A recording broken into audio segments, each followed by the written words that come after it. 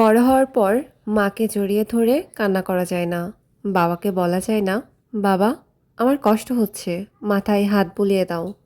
আমরা আসলেও এতটাও বড় হতে চাইনি। আসসালামু আলাইকুম everyone, this is Farzana Ayesha. Welcome back to my another blog video. আশা করছি সবাই ভালো আছেন। আমি আপনাদের দোয়ায় আল্লাহর রহমতে ভালো আছি। তো সকাল সকাল আম্মুর কাছে গিয়েছিলাম, আর ওখানে যেহেতু দেখছেন গরম গরম চিতই পিঠা, বিভিন্ন জেলায় এই পিঠার নাম বিভিন্ন রকমই হয়ে থাকে। অনেকেই খোলা পিঠা বলে থাকে, কিন্তু আমাদের এদিকে এটাকে চিতই পিঠাই বলে। তো দেখছেন আম্মু খুব সুন্দরভাবে পিঠাগুলো উঠাচ্ছিল। এখন কিন্তু আমিও এভাবে উঠাতে পারি। তো এদিকে হচ্ছে আয়াত আর সিদ্দিকা খেলনাবাটি খেলছিল। ছোটবেলায় এই খেলাগুলো আমাদের খুবই মনে পড়ে, কারণ আমরাও ছোটবেলায় এভাবে খেলতাম। ওরা দুজনেই খেলছিল আর দুজনেই রান্না করবে। তো যাই হোক, এদিকে আম্মু গরুর মাংস রান্না করছিল, আর তারপরে হচ্ছে আমরা খাওয়া দাওয়া শেষ করি আর হচ্ছে বাসার উদ্দেশ্যে রওনা দিই। আর এদিকে হচ্ছে একটা দোকানে থামি, কারণ হচ্ছে এখান থেকে পান নিব। পান জিনিসটা আমার তেমন একটা পছন্দ না, আমি পান খাই না বললেই চলে, চলে না, খাই না। তো দেখতে কিন্তু আমার ভীষণ ভালো লাগে, আর এগুলোর ভেতরে যে মশলাপাতিটা দেয় সেটা অনেক ভালো লাগে। তো যাই হোক, এখান থেকে পান নিয়ে বাসার উদ্দেশ্যে রওনা দিই, বাসায় চলেও আসি।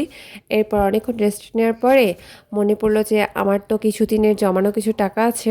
মানে টাকা তো মেয়েদের জমানো থাকেই, আলাদা অনেকেরই থাকে, কিন্তু এবার তো আমি একটা ব্যাংকে জমিয়েছিলাম।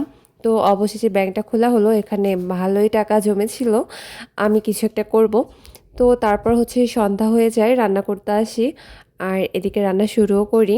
আমি কিন্তু নিজের মতো রান্না করতেই পছন্দ করি, মানে আমার কাছে কেউ বলুক এটা আমার পছন্দ না, আমি নিজের মতো করেই করি। আমার রান্নাটা যে একেবারেই খারাপ হয় তা কিন্তু নয়, অনেকটাই ভালো হয়। আর যে কোনো মাছ যেটা তরতাজা হয়, আমার কিন্তু এগুলোকে হাতে মাখিয়ে রান্না করতে ভালো লাগে, আর এটার স্বাদটাও কিন্তু খুব ভালোই আসে।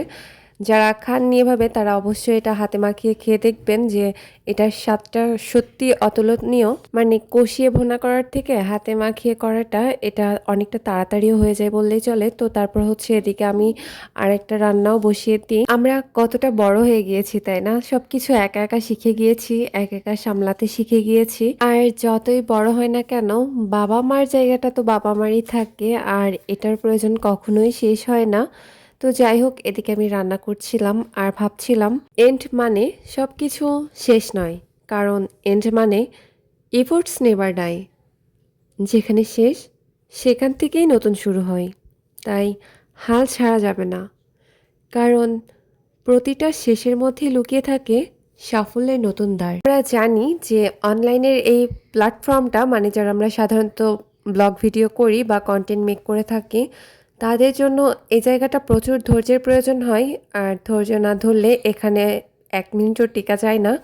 তো এটা সবার জন্যই মনে রাখা উচিত যে এখানে অনেক ধৈর্য নিয়ে আসতে হবে, অনেক ধৈর্য ধরতে হবে, অবশ্যই ফল ভালো হবে। তো যাই হোক, সবাই ভালো থাকবেন। আল্লাহ হাফেজ।